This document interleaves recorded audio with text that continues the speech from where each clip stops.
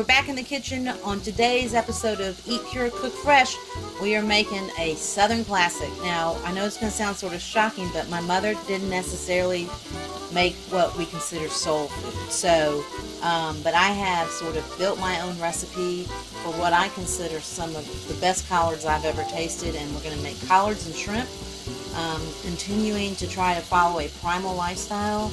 And so instead of putting shrimp on grits, we're going to put them on collards. So what we've got now is country ham, onions, garlic, jalapeno pepper, sauteing.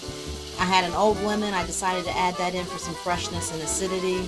I'm going to be adding the collards in a minute, and we'll finish them off.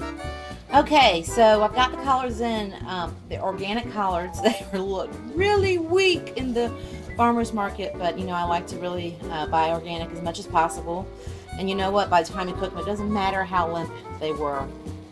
Remember when you're cutting your collard greens, you need to take the spine out and take the stems off. Then I just rolled them up and chop it in sort of a large chunky chiffonade. We've got everything in here. Now here's what's really interesting.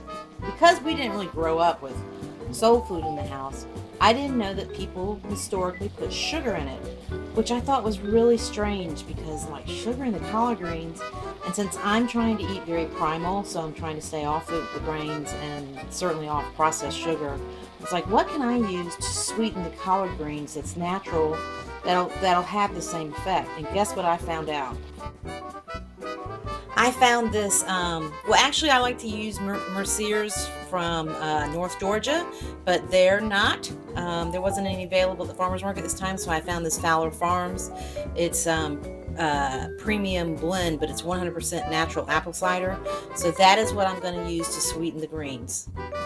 So the collards release a lot of juice along with the onions, and I use 2 tablespoons. I'm just going to pour about half a cup, maybe 3/4 of a cup of cider into it, and as you heard, it instantly chilled it.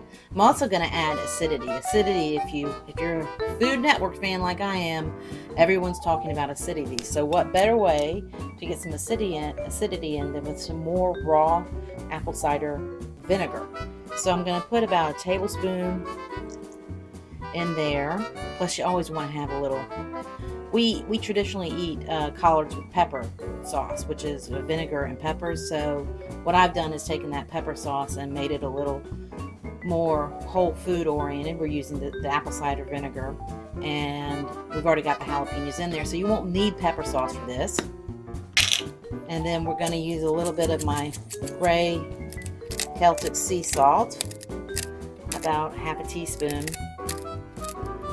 And then we're just going to let it cook down for about 2 hours or so. So after that, we'll come back and we'll add the shrimp.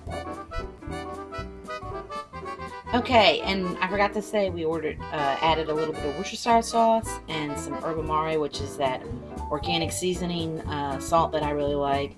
So this is going to bed for 2 hours. Just put it on lid, low heat, and let it cook away. Okay, here we are. Look how beautiful these greens are. They've cooked for 2 hours. Got lots of juice. I have to tell you, I've already tasted them. They're delicious. We're going to put the shrimp in. Now here's the key about the shrimp, y'all. Do not overcook it. That is the #1 mistake most people make. And you just want to cook it until it gets pink. That's it. If you cook it too long, they'll get tough. They'll get rubbery.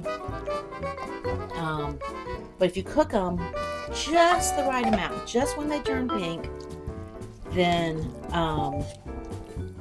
they will be nice and plump and moist, and they will sort of pop in your mouth. So I'm gonna show you what they look cooked, and then we're gonna eat. Okay, and here is dinner. You can see chopped ham, the shrimp, turnip greens. It's going to be delicious, I know. For those of you who eat biblically or just choose not to eat pork and shrimp, you can use a bouillon cube, and there's really good chicken sausage now. That would be great. That would sort of give you the flavor of the cured ham. Or you can go vegetarian and use a veggie bouillon cube as another option. So anyway, I hope you enjoyed this session of Eat Pure, Cook Fresh, and join me for the next one.